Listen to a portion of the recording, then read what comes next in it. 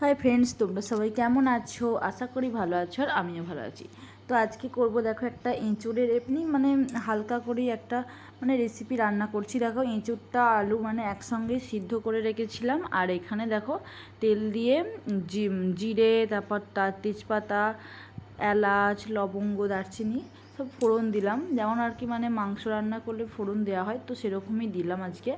দিয়ে আর পেঁয়াজ কুচিটা দিয়ে দিলাম। দেখো এই প্রথমবার এই বছরে এই প্রথমবার এঁচোড় রান্না করছি, আর তাও খুবই সিম্পলভাবে। তো কিছু চিংড়ি মাছ বাজারে খুঁজতে গেছিলো কিন্তু পাইনি, তো কী করবো, তাই ভাবলাম যে এমনিই করি একটু ভালোভাবে, মাংসর মতো সব কিছু মশলা দিয়ে করি, তো সেরকমভাবেই আর কি করছি আর তোমাদের সঙ্গে দেখো শেয়ার করছি।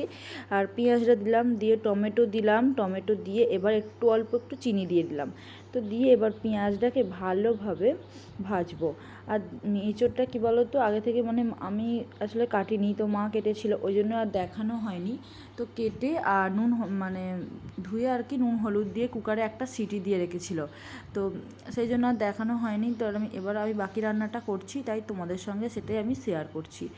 আর এঁচোড়টা এখন নতুন, যেহেতু খেতে তো যেন ভালোই লাগে, ঠিক আছে, এঁচোড় এই নতুন নতুন তো ভালোই লাগবে। তো নানা রকম দিয়েই আর কি রেসিপি করব, তো সেটাও তোমাদের সঙ্গে শেয়ার করব। তো বছরের প্রথম এমনি সিম্পলভাবেই করছি, তো সেটাই তোমাদের সঙ্গে শেয়ার করছি। তোমরা দেখতে থাকো, আশা করি ভিডিওটি তোমাদের ভালো লাগবে। দেখো বকবক করতে করতে পেঁয়াজটা আমি ভাজা হয়ে গেছে। আমার পেঁয়াজটা ভালো করে একটু নেড়ে চেড়ে নিচ্ছি, নিয়ে টমেটোটাও দিয়েছি, দিয়ে ভালো করে ভেজে নিচ্ছি। নিয়ে এবার দিয়ে দিলাম হচ্ছে দেখো রসুন বাটাটা দিয়ে আলাদা বেটেছি আদা রসুন, তো আর রসুনটাও দিয়ে একটু ভালো করে ভেজে নেব। নিয়ে এবার দিচ্ছি হচ্ছে দেখো আদা আর জিরে।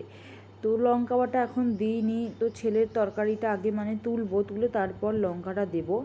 ও যেহেতু এঁচোড়ের তরকারি ওকে আমি খাওয়াবো, সেই জন্য এখন লঙ্কা দিইনি। আর দেখো দিয়ে দিলাম হচ্ছে হলুদ গুঁড়ো,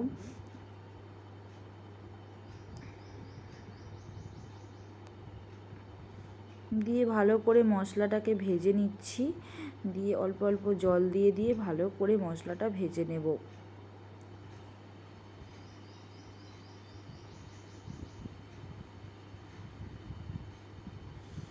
তো এরমভাবে রান্না করলেও কিন্তু এঁচোড়টা সত্যিই খুব সুন্দর খেতে লাগে। আর এখন যেহেতু এটা নতুন একটা সবজি, তো এখন যেভাবেই তুমি রান্না করবে এটাকে দেখবে খেতে ভালোই লাগবে। আর কারা কারা এঁচোড় খেতে ভালোবাসো তারা অবশ্যই কমেন্টে জানিও। আমার কিন্তু খুবই ভালো লাগে খেতে, আর খাইও। আর দেখো এবার আমি এঁচোড় আর আলুটা দিয়ে দিলাম, দিয়ে ভালো করে মশলাটার সঙ্গে এটা মিশিয়ে একটু কষে নেব, ঠিক আছে। আর এঁচোড়টা এমন সিদ্ধ করবে যাতে না গলে না যায়, আর একটা সিটি দিলেই কিন্তু হয়ে যাবে। তাতেই আমাদেরটা যেন নরম হয়ে গিয়েছিল, তাও একটা সিটি দেওয়া হয়েছিল।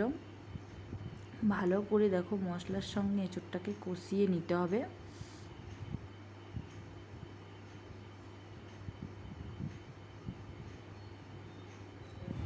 নিয়ে এবার দেখো একটু জল দিয়ে দিলাম। জলটা বেশি দেবো না, এঁচোড়ে বেশি জল ভালো লাগে না, জাস্ট অল্পই দেব। আর ভাত দিয়ে খাওয়ার মতো করব, ঠিক আছে। ভাত দিয়ে যেহেতু খাওয়া হবে, আবার একটু তো রাখতেই হবে গ্রেভি, তো সেই জন্য দেখো হালকাই করে একটু অল্প জল দিলাম। তো দিয়ে এবার নুন দিয়ে ভালো করে এটাকে ফোটালেই কিন্তু আজকে রেসিপিটা হয়ে যাবে।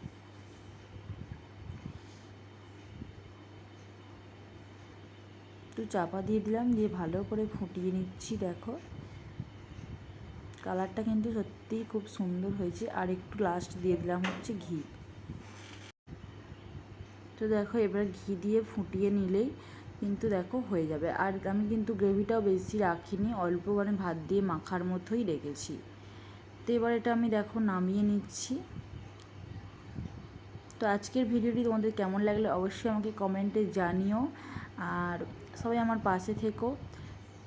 তো দেখো হয়ে গেছে, আমার নামিয়ে নিয়েছি। এই যে তোমাদের একবার দেখিয়ে দিই।